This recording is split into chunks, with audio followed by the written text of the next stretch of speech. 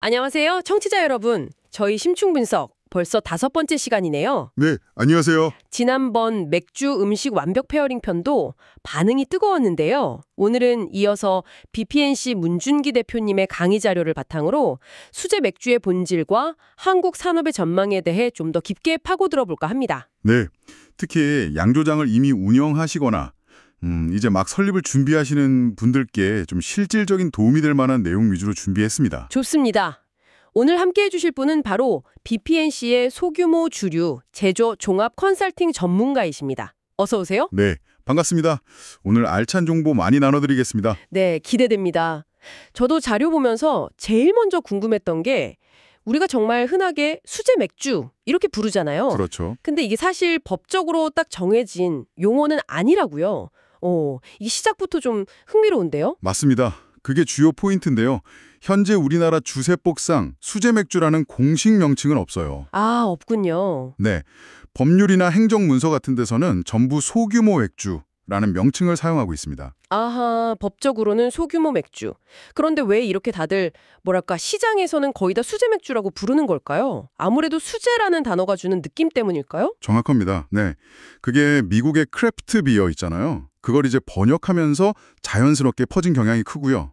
또 사실 마케팅 관점에서 보면 훨씬 감성적이고 소비자에게 어필하기 좋으니까요. 네, 그렇죠. 수제하면 뭔가 정성 들인 느낌이 확 오죠. 네, 근데 여기서 조금 주의할 점이랄까 그런 게 있는데요. 외국에서는 보통 홈브루잉, 그러니까 집에서 직접 만드는 맥주 있죠. 그걸 좀 더 수제의 본래 의미로 보는 시각이 강해요. 아, 집에서 만드는 거요? 네, 그래서 현재 우리가 쓰는 수제 맥주라는 표현이 약간 혼동을 줄 수도 있다. 오해의 소지가 있다. 뭐 이 정도는 알아두시면 좋습니다. 이게 그냥 용어 문제가 아니라 나중에 브랜딩 전략 세우실 때로 연결되는 부분이거든요. 그렇군요. 용어 하나에도 생각할 게 많네요. 자, 그럼 법적 명칭인 소규모 맥주. 이 소규모 맥주 제조 면허를 받으려면 어떤 기준을 충족해야 하는 건가요? 이게 뭐 엄청 까다롭거나 그런가요? 핵심 기준만 좀 말씀드리면요. 주류면허법 시행령 별표 1에 나와 있는데 기본적으로 시설 기준이 중요합니다. 시설 기준이요? 네. 맥집을 담그고 저장하고 만드는 데 쓰는 그 용기들 있잖아요.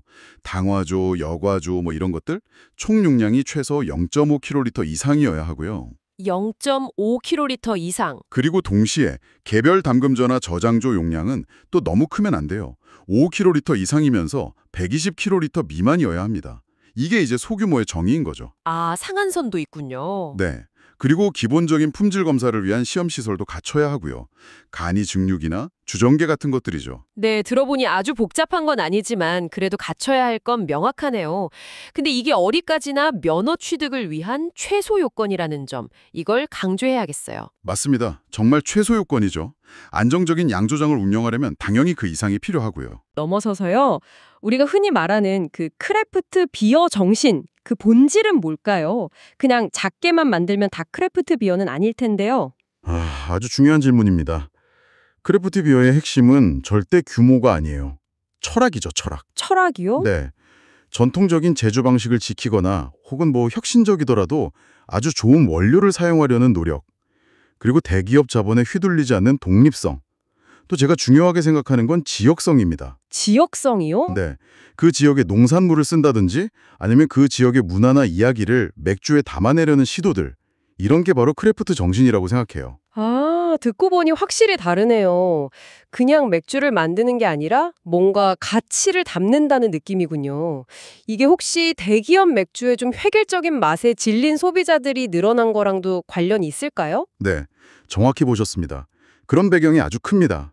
좀 더 다양하고 풍부한 향미를 찾는 소비자들이 늘어나면서 특히 미국을 중심으로 이 크래프트 비어 문화가 확산된 거죠. 미국 사례가 나왔으니 말인데요. 거기는 좀 더 적극적으로 지원하는 분위기라고 들었어요. 맞아요. 예를 들어 2012년에 오바마 전 대통령 기억나시죠? 백악관에서 직접 맥주를 양조했어요. 와, 백악관에서요? 진짜요? 네. 이게 굉장히 상징적인 사건이었죠. 크래프트 정신에 대한 어떤 국가적인 인정? 그런 느낌을 줬거든요. 그리고 일부 주에서는 소규모 양조장에 세금 감면 혜택 같은 걸 주면서 산업 자체를 육성하려고 해요. 단순히 술을 만드는 걸로 넘어서 지역 경제 활성화나 일자리 창출 같은 효과를 보는 거죠. 와, 색으로 배모관까지 정말 하나의 문화 산업으로 보는 거군요. 백악관 양조는 정말 놀랍네요. 그럼 이런 미국의 사례가 지금 우리 한국 시장에는 어떤 시사점을 줄 수 있을까요? 우리는 아직 수제 맥주 개념도 좀 정리가 안 된 상태잖아요. 네, 맞아요. 한국은 말씀하신 대로 아직 법적인 부분이나 개념적인 정의가 좀 모호한 상태죠. 수제 맥주라는 이름 아래 정말 다양한 규모, 또 다양한 철학을 가진 브루어리들이 함께 있는 상황이고요. 네, 좀 혼재되어 있죠. 근데 이게 꼭 나쁜 것만은 아니라고 봐요. 오히려 지금부터라도 우리가 어떤 명확한 기준이나 방향성을 잘 잡고 또 제도적인 지원이 좀 따라준다면요.